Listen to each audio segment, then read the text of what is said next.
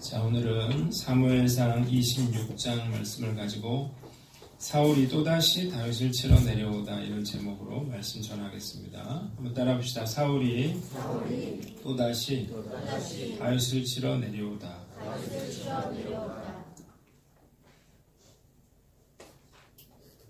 되나요? 되는 거죠?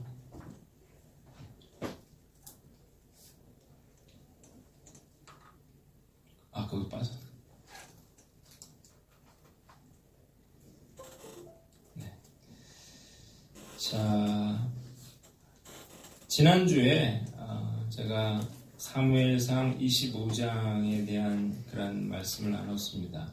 사무엘상 25장에는 다윗이 그 나발의 사건을 통해서 아비가일이라고 하는 여인을 이제 아내로 얻게 되는 그런 내용을 제가 말씀드렸고, 그리고 이제 그 이야기는 사무엘상 24장과 또 26장 사이에 이제 삽입된 이야기라 그렇게 설명을 드렸습니다.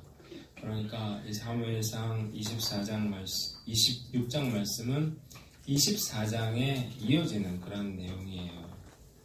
그럼 사무엘상 24장의 내용은 어떤 것인가? 이 10사람들에 이제 고발을 하게 됩니다. 다윗이 나타났다는 그런 소식을 듣고 사울왕이 3,000명을 이제 선발을 해서 이제 다윗을 죽이려고 나옵니다.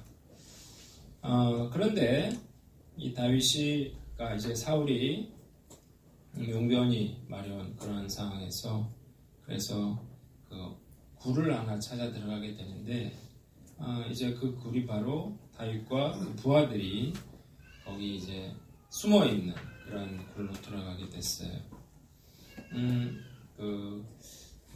사울을 죽일 그런 좋은 기회라라고 하는 그런 말을 거절을 하고 다윗이 어떻게 했나요? 겉옷을 이제 베게 되죠. 용무는 모르는 사울이 이제 용모를 마치고 이제 바깥으로 나갔을 때 다윗이 이제 자신의 억울함을 호소하게 되고, 그래서 사울이 뭐라고 말합니까?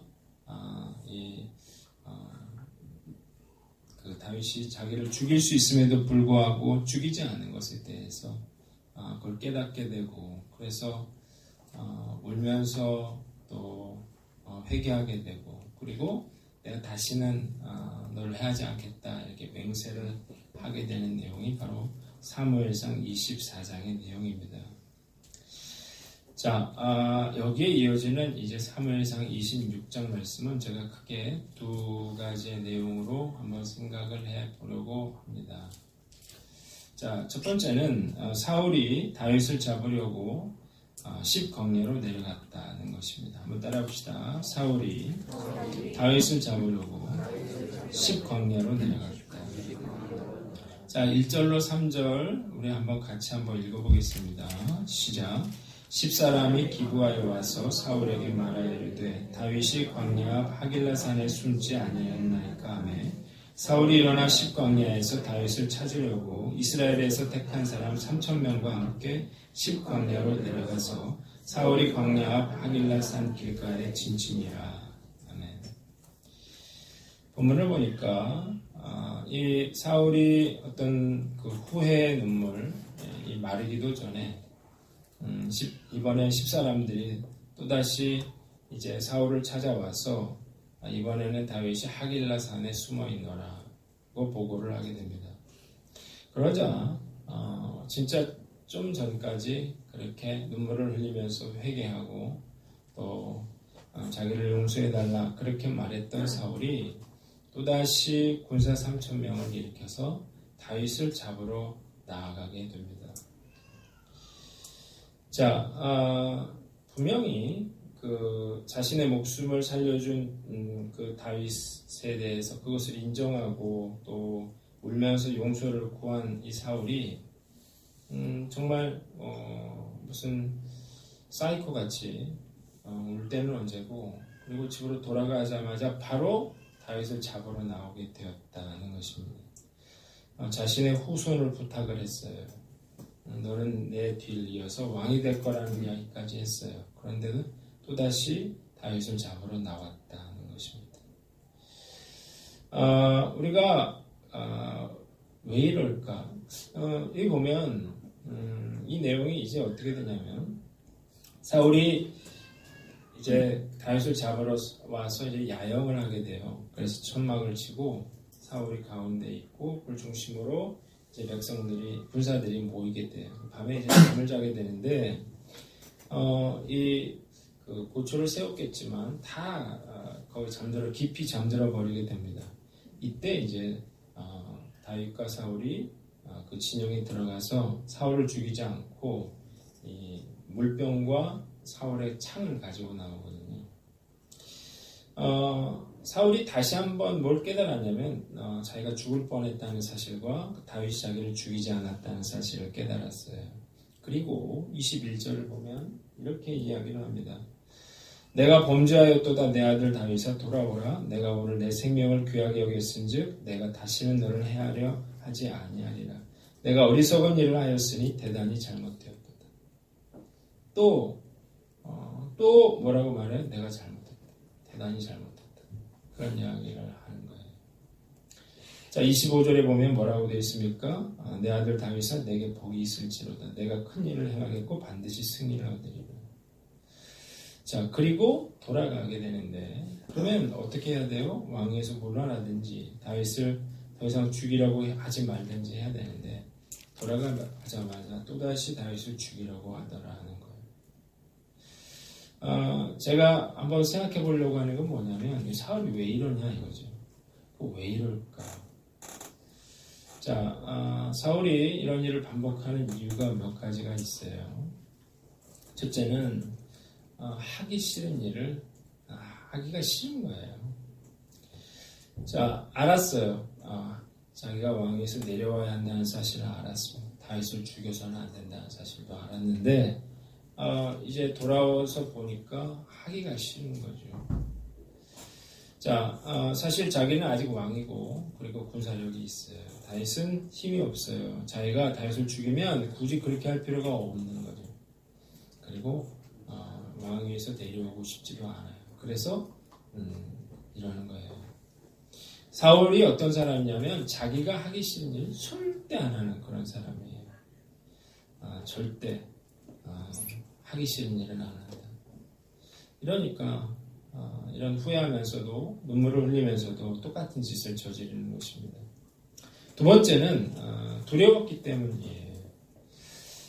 나쁜 짓 많이 했잖아요. 제사장 85명을 학살하고 다윗을 한두 번도 아니고 계속 죽이려고 했고 만약에 다윗이 왕이 됐을 때 자신의 생명을 빼앗을 그런 두려움이 있었던 거예요. 그래서 내가 잘못한 것도 알고 내가 이러면 안 된다는 사실도 알았음에도 불구하고 또다시 이런 짓을 하는 것입니다. 세 번째는 질투심 때문이에요. 다윗을 죽이려고 했던 첫 번째 이제 시작이 어디서부터였는가? 이 여인들이 이렇게 노래를 불렀다는 거죠. 전쟁터에서 돌아오는데 다윗이 죽인 자는 천천히, 사울이 죽인 자는 천천히요, 다윗이 죽인 자는 만만이라고 하는 그 노래소리를 듣고 질투심이 폭발한 거죠. 다윗이 나보다 낫다라고 하는 걸 인정해야 됩니다. 이제 다윗이 왕이고 나는 왕에서 내려온다고 하는 걸 인정을 해야 되는데 그게 머리로 아는데 실제로 그렇게 하려고 하니까 이제 그게 힘든 거죠. 그래서 또다시 다윗을 죽이러 찾아 나서게 된 것입니다. 자,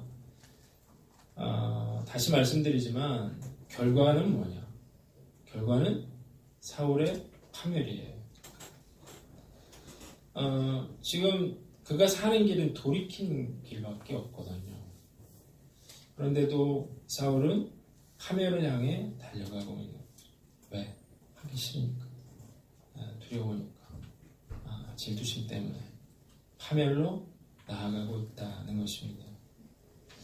불행한 사실은 이 신앙생활을 하는 우리도 역시 사울과 똑같은 그런 행동을 하더라는 거예요. 우리가 교회 나와서 예배를 드려요. 말씀을 들어요. 그러면 이게 잘못이구나. 내가 이러면 안 되는구나 하는 걸 깨닫죠. 그래서 눈물을 흘리기도 합니다. 뉘우쳐요. 이러면 안 돼. 그런데 돌아가면 똑같더라. 자, 문제는 내가 잘못된 걸 알면서 계속 똑같은 행동을 하면 결국 그것이 나를 화로, 파멸로 이끌어갈 수 있다는 사실을 우리는 알아야 한다는 거예요. 여러분, 한번 따라 봅시다. 돌이키라. 자, 여러분, 회개라고 하는 건요, 내가 들어서 내가 잘못했구나라는 걸 아는 게 아니에요. 이게 아니고, 우리가 잘못됐다는 사실을 알면 행동으로 바꾸는 것입니다. 여러분, 기차를 예로 한번 들어볼게요. 내가 대전에서 이제 기차표를 샀어요. 서울로 가야 돼요. 그리고 대전에서 이제 기차를 타는데 실수로 부산행 기차를 탔어요. 타고 보니까 기차가 반대로 가고 있는 거예요. 그러면서 화가 나는 거죠. 나한테 이쪽으로 가라 그런 사람이 원망스럽고 내가 왜 이런 실수를 했을까 원망스럽고 화가 나요. 자, 문제는 그러면 어떻게 해야 됩니까? 다음 정거장에서 기차역에서 내려야죠. 내려서 시간이 걸리더라도 다시 서울행 기차로 갈아타야만 돼요. 잘못한 줄 알았어요. 울면서 뉘우치면서 그냥 그 자리에 있으면 그 기차는 결국 나를 어디로 데려다 줍니까? 부산으로 데려다 주더라는 거예요. 여러분, 내가 불순종하고 있는 것이 뭔가를 여러분들이 한번 생각해 보세요. 순종하는 거 쉽지 않죠. 하기 싫은 거 억지로 하는 것처럼 힘든 게 없어요. 내가 두려움을 참아야 되고 또 자존심이 상하는 일이에요. 그러나 아는 걸로만은 안 된다는 것입니다. 진정한 회개는 아는 게 아니고 뉘우치는 게 아니고 우는 게 아니고 내가 울지 않더라도 내려서 다시 그 기차를 바꿔 타는 것처럼 행동을 바꾸는 것입니다. 자, 여러분, 이게 없이는요, 결국 반복하게 돼요. 이게 없이는 파멸로 갈 수밖에 없다는 거예요. 똑같은 삶, 내가 후회했던 삶을 계속해서 반복하게 되는 것입니다. 오늘 성령께서 저와 여러분들에게 능력을 주셔서 진짜 회개하는, 돌이키는 그런 역사가 일어나시기를 주님의 이름으로 축원합니다. 두 번째 생각해 볼 건 뭐냐면 다윗의 참담한 심정이에요. 여러분, 다윗의 입장에서 한번 생각을 해보세요. 어떻게 이럴 수가, 징글징글한 거예요. 지금 사울이 울고 회개하고 잘못했다 하고 그랬잖아요. 또 자기를 죽이러 갔거든요. 그리고 살려줬더니 또 뭐야? 내가 잘못했노라. 그리고 또 그러고 있는 거. 지금 뭐 한두 번도 아니고요. 어디서부터 시작해서 사울이 이제 사울을 위해서 비파를 타고 수금을 탈 적에 창을 던져서 죽이려고 했잖아요. 그때 이후로 지금까지 계속해서 이 사울이 다윗을 죽이려고 나타나는 것입니다. 자, 우리가 뭘 알아야 되냐면 우리에게도 이런 사울이 나타난다는 거예요. 사울이 뭐예요? 사울이 남편이죠. 사울이 자식이죠. 사울이 돈 문제죠. 사울이 내 직장 상사죠. 사울이 관계에서 나를 힘들게 하는 사람이죠. 이상하게도 똑같은 일이, 똑같은 사건이 계속 일어난다고. 우리가 그게 인생이라는 사실을 알아야 돼. 다윗을 보세요. 그러면 사울이 죽으면 이게 끝났을까요? 아니에요. 사울이 죽었죠, 나중에. 그런데 이런 어려움들, 이런 문제들은 없어지지 않았습니다. 언제까지요? 죽기 전까지. 이제 다윗이 이제 죽을 때가 됐을 때 왕위를 솔로몬에게 물려주려고 그랬는데 그걸 누가 빼앗으려고 그랬어요? 아도니아가 빼앗으려고 그랬죠. 죽을 때까지 문제가 있었다는 거예요. 자, 여러분 한번 따라봅시다. 낙심하지 말라. 여러분 낙심하지 마세요. 이게 우리가 살아있기 때문에 이 문제를 피할 수가 없는 거예요.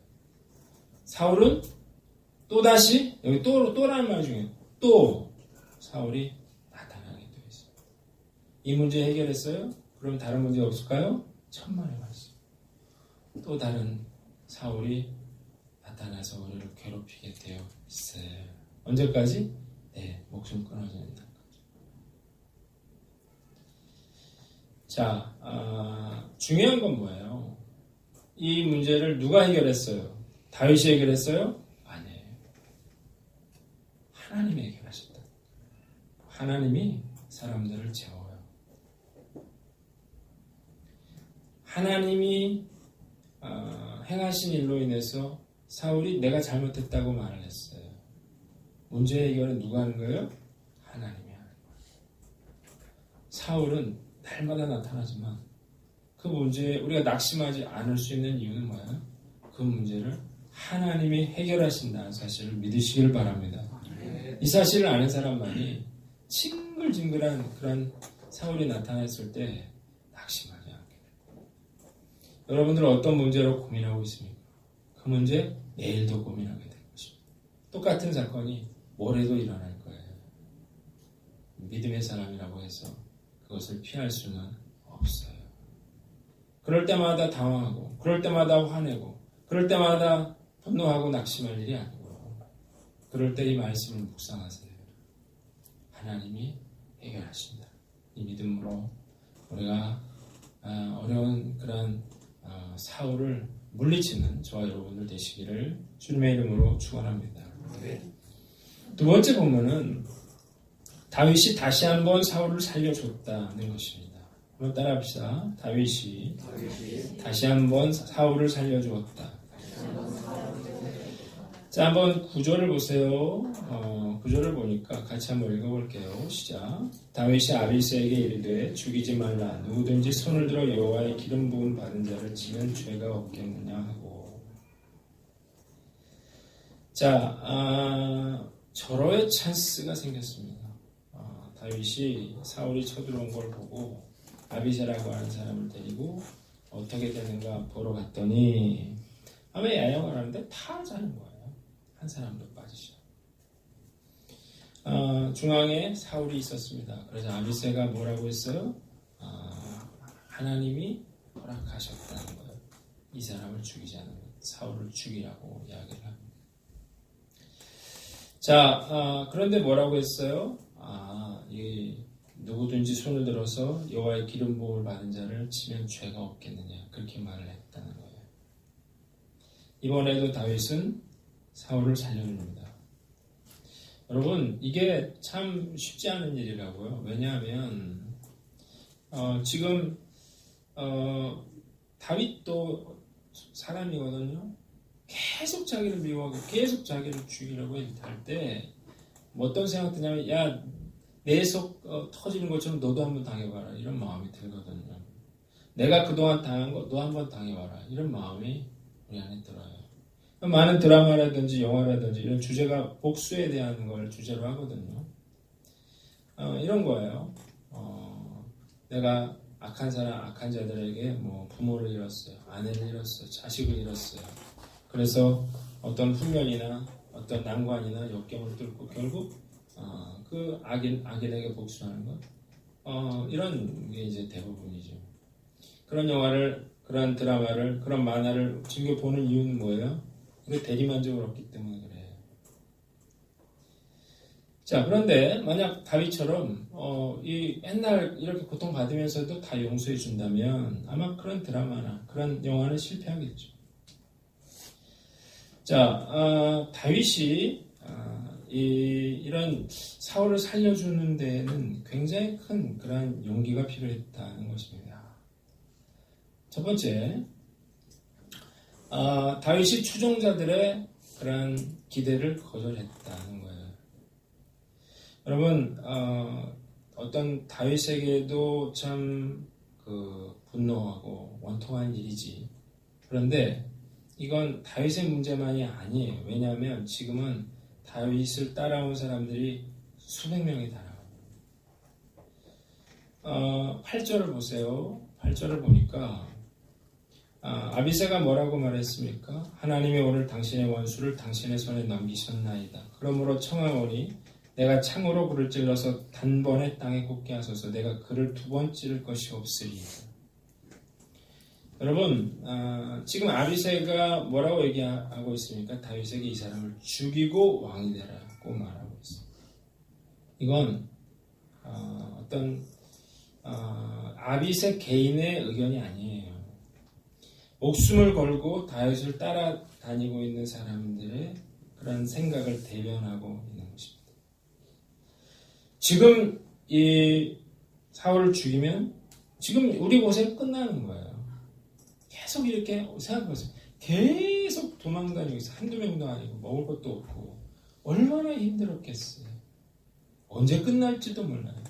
오직 다윗만을 바라고 목숨을 걸고 따라다니고 있는데 이 기회, 이 상황에서 사울을 죽이면 이 고생이 끝나는 거예요. 그것뿐만 아니라 다윗이 왕이 되면 자기들이 한 자리에 할 수 있는 그런 엄청난 상황입니다.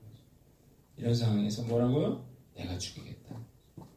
한 방에 내가 죽이겠습니다. 자, 이럼에도 불구하고 다윗은 뭐라고 했어요? 안 된다고 했어요. 안 된다. 하나님이 기름 부으신 사람을 죽일 수 없다. 거절했어요. 그러면 이건 굉장한 그런 용기를 필요로 하는 일이었다는 거죠. 왜냐하면 실망한 사람들이 얼마든지 다윗을 떠날 수 있었거든요.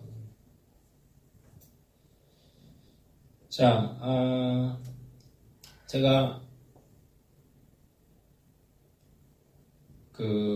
알쓸신잡이라고 하는 그런 알아서 쓸데없는 신비한 잡학사전 거기에 유시민 씨가 한 그런 이야기를 듣고 내가 정치라는 게 뭔가 이렇게 깨달은 게 있었어요.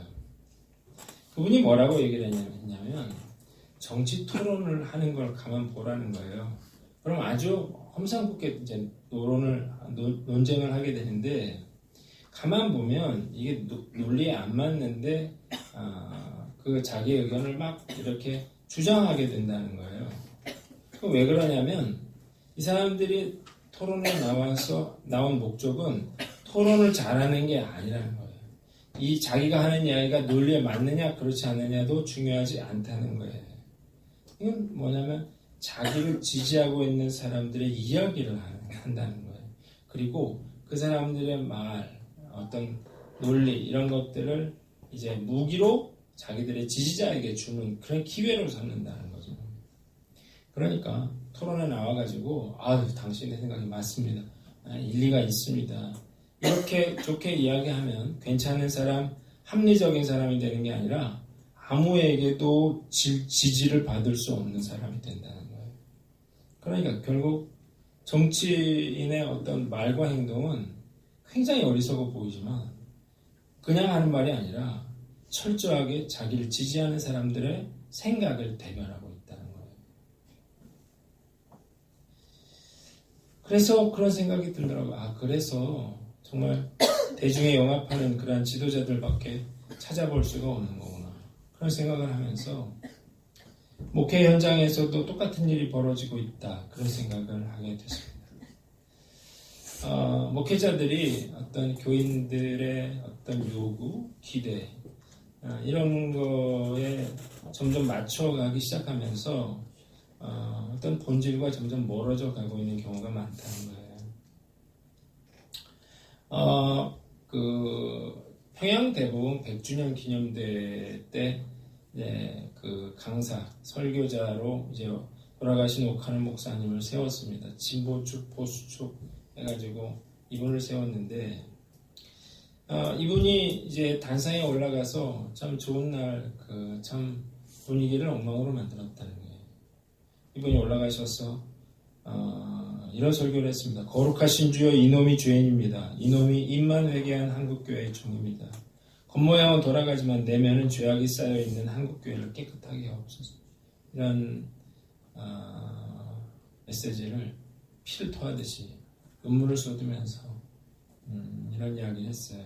그러면서 이날 뭐라고 말했냐면, 교인들에게 행함이 없는 믿음은 거짓 믿음이다. 구원을 받을지도 책임질 수도 없다. 이렇게 말하면 교인들 얼굴이 싸늘해집니다. 그래서 회개나 반성보다 듣기 좋고 부드러운 말을 골라 하는 저를 발견했습니다. 저도 모르게 복음을 변질시켰습니다. 그런 이야기를 했습니다. 교인들이 교회 나오는 이유, 목사에게 요구하는 게 뭔가? 여러분, 날이 선 그런 진리를 요구하는 게 아니에요. 잘못해도 괜찮다는 이야기를 듣고 싶어 합니다. 그래서 잘못 행동하고 있는 그런 성도들에게 목사가 그것이 잘못입니다라고 말하기가 쉽지 않아요. 왜냐하면 상처를 받기 때문이고, 그리고 교회를 떠날 수도 있기 때문입니다. 제가 고민을 했어요. 여기까지 얘기하면 좋은데, 적용을 해보면 오해하는 분들도 생길지도 모르겠어요. 예를 들면 순모임을 이제 개편할 때마다 굉장히 힘든 게 뭐냐면, 나는 어떤 순에 있겠다 이렇게 말을 하는 분들이 있다는 거죠. 물론 신앙생활 한 지 얼마 안 되는 분은 얼마든지 이해할 수 있습니다. 그리고 순모임을 하는 입장에서 실질적으로 어려움이 있다는 것도 인정할 수 있어요. 그런데 어떤 사람이 불편하고 편하고 이런 것들을 다 가리는 것? 그건 문제가 있다, 이런 생각이 들더라고요. 좋은 의미로, 좋은 생각으로 했는데 그건 아니거든요. 힘들어도 맞는 거죠. 그래서 다음번에는 순장들 뽑아놓고 제비를 뽑을까, 그런 생각도 했어요.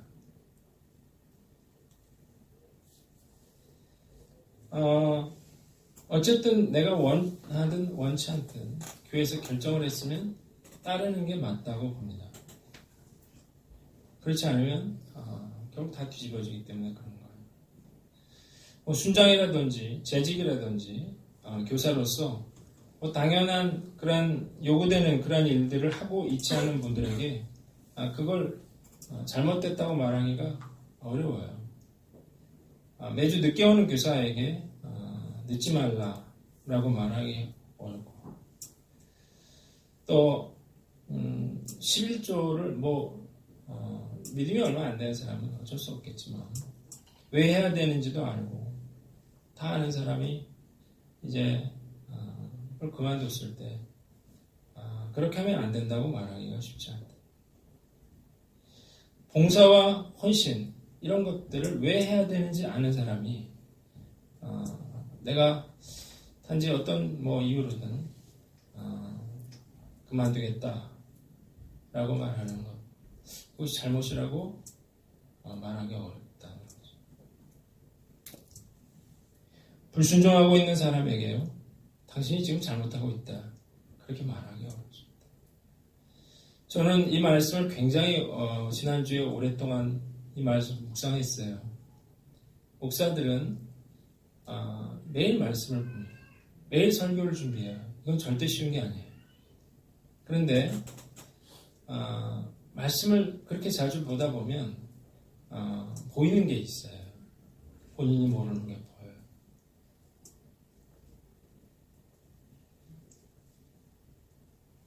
함부로 정죄하고 판단하는 사람에게 그것이 잘못이라고 말하기 어렵고, 철저하게 신앙생활하고 있는 것, 이것을 무리한 요구라고 생각하는 사람에게 그것이 잘못됐다 말하기 어렵다는 거예요. 물론 믿음이 좋을 때는 그런 얘기 할 수도 있겠어요. 그런데 보통 문제가 될 때는 시험에 들거나 어려울 때거든요. 그럴 때는 절대 그런 얘기 듣고 싶어 하지 않습니다.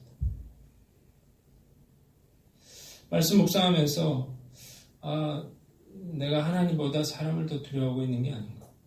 결국 성도들이 떠날 걸 두려워하고 있는 게 아닌가.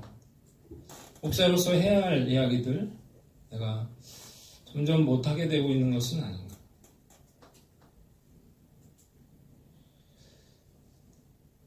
저는 어떤 동호회장이 아니잖아요. 여기 좋은 분위기 만들려고 이런 모임을 유지하는 사람은 아니에요.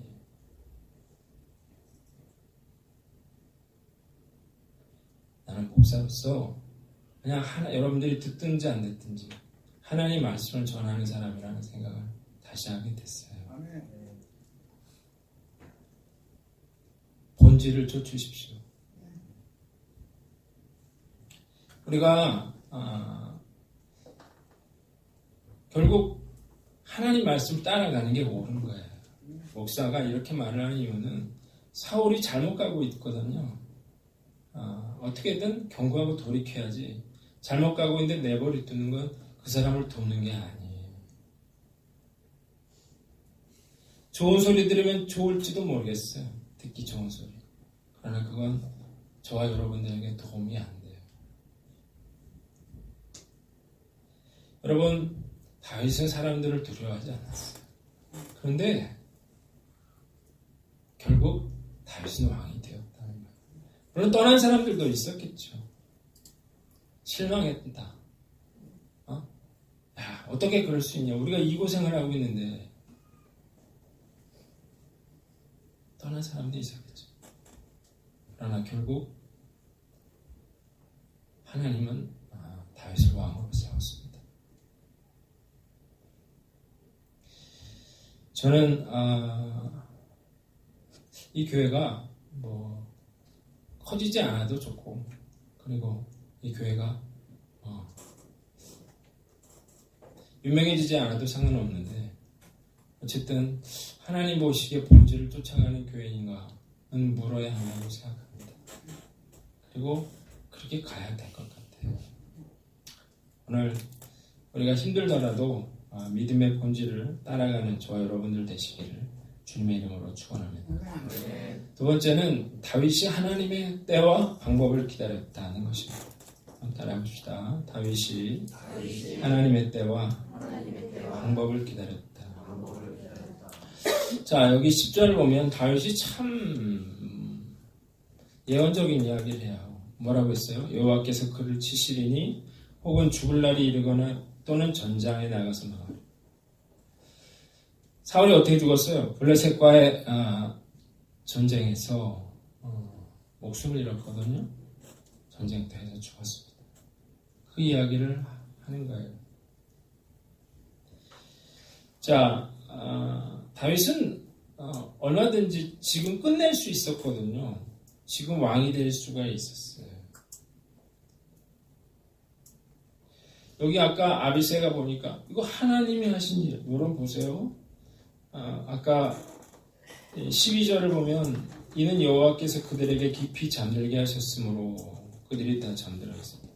그들이 잠든 건 하나님이 잠들게 했어요. 죽여도 되잖아요. 자, 그런데요, 다윗은 사울을 죽이지 않아요. 그 이유가 뭐냐?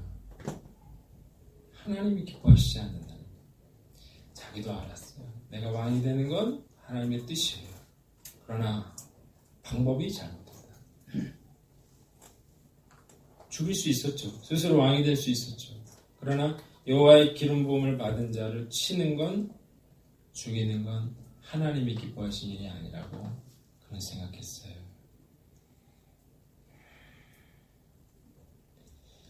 여러분, 길에 가다가 여러분들이 100만 원짜리 봉투를 주셨어요. 그러면 그건 여러분들의 것인가요? 하나님이 여러분들에게 주셨나요? 그렇게 생각할 수도 있겠죠. 우리는 나에게 유익이 되는 쪽으로 하나님의 뜻을 해석하려는 그런 경향이 있어요. 어떤 순조로운 환경이 곧 그것이 하나님의 뜻을 확증해 주는 건 아니라는 거예요. 교회마다 뭐 싸워요. 서로 들어보면 잘못된 이야기가 아니에요. 그런데 뭐가 잘못됐어요? 방법이 잘못된 거죠. 여러분, 방법이 중요해요. 인간적인 방법. 여러분, 왜 중요하냐면요. 지금 다윗은 왕이 될 때가 안 됐어요. 왜냐하면 다윗이 어떻게 왕이 되냐면 그 이스라엘 지파 사람들이 모여서 다윗에게 왕이 되어 달라고 부탁을 해요. 그때가 안 됐어요. 자기 손으로 사울을 죽인다고 자기가 왕이 되는 건 아니었다. 여러분, 좋은 일일 수 있어요. 그런데 중요한 건 이게 이 방법이 하나님이 기뻐하시는 일이냐를 생각해 보라는 거예요. 이게 되게 힘들어요. 왜냐하면 내가 지금 직장 생활을 하는데 내가 결혼을 해야 되는데 그런 방법으로 올바른 방법으로 언제 하고 있느냐는 거죠. 다윗은 그럼에도 불구하고 순종했습니다. 언제가 될지 모르지만 언제 이런 기회가 올지 모르지만 그는 하나님의 방법으로 하겠다고 생각한 거예요. 또 하나는 그는 하나님의 때를 기다렸습니다. 지금은 아니에요. 그리고 그에게는 내가 왕이 안 되어도 상관없다고 생각했어요. 그리고 하나님이 때가 되면 자기를 왕으로 세우실 거라고 하는 그런 믿음이 있었다고요. 제가 그런 경험을 많이 했어요. 교회를 개척할 적에 돈은 없고 그런 얘기 진짜 하더라고. 어떤 분이 우스갯소리인데 새벽 기도할 때 돈 많은 장로님 그 뒤에 가서 하나님 돈을 주시옵소서 그렇게 기도를 하래요. 주시옵소서 드릴 때까지. 내가 웃었어요. 근데 실제로 그런 경우가 많거든요. 뭔가를 부탁하고 요구하고. 근데 나는 무슨 생각이 있었냐면 내가 받은 뜻이 하나님 뜻이 맞다면 나는 가만히 있어도 될 거라고 생각했어요. 누가 나한테 돈을 줄 거라고 생각했어요. 가만히 있으니까 되더라고요. 제가 이 교회 이전할 할 생각이라는 얘기를 여러분들에게 한 적이 있는데 나는 기다릴 거예요. 왜? 하나님이 옮겨주면 옮겨줄 거거든요. 아니면 내가 잘못 들은 거니까 나는 그냥 이 자리에 있을 거고. 이게 다윗에게 달린 게 아니에요. 다윗을 왕으로 세우겠다고 했잖아요. 방법, 그때는 하나님의 때에 있는 거예요. 우리는 빨리 하고 싶잖아요. 지금 해달라고 그러잖아요. 지금은 아직 때가 안 됐어요. 지금은 아니에요. 지금 다윗은 왕이 되면 안 돼요.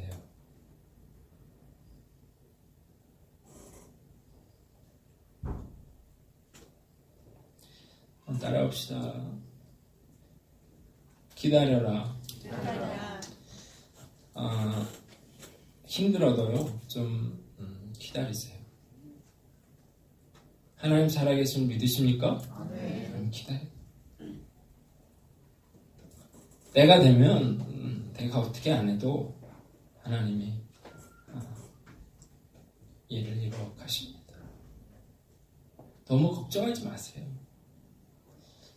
어떻게 하지? 거기서 불신앙이 생기는 거거든요. 뭘 어떻게 해요? 지금까지도 하나님 은혜로 살았는데 그냥 기다리세요. 그리고 믿음의 길을 끝까지 가세요. 다윗은 포기는 안 했다고요. 정말 지겹구나. 정말 왕이고 뭐고 나는 다 때려쳐야 되겠다. 그러지는 않았어요. 그는 믿음을 가지고 끝까지 갔습니다. 우리도 힘들더라도 포기하지 않고 하나님의 때를 기다리며 믿음으로 나아가는 저 여러분들 되시기를 주님의 이름으로 축원합니다. 결론, 사울이 다윗을 잡으려고 십광야로 내려갔는데 사울이 이런 일 반복하는 건 하기 싫어서 그랬고요. 두려워서 그랬고 질투심 때문에 그런 거였어요. 참된 회개는 뭐다? 행동하는 거예요. 다윗은 또다시 사울이 나타난 걸 보고 참 참담했는데요. 그런 거예요. 문제는 늘 일어난다는 사실을 알고 우리가 낙심하지 말길 바랍니다. 두 번째 본문은 뭐였어요? 다윗이 다시 한번 사울을 살려줬다는 건데요. 자, 다윗이 그러기 위해서는 어떻게 했습니까? 어떤 추종자들의 기대를 저버리는 그런 용기가 필요했어요. 그리고 하나님의 때와 방법을 그는 따라야만 했다는 거예요. 오늘 우리가 이 말씀 묵상하면서 다시 한번 믿음의 길을 걸어가는 저와 여러분들 되시기를 주님의 이름으로 축원합니다.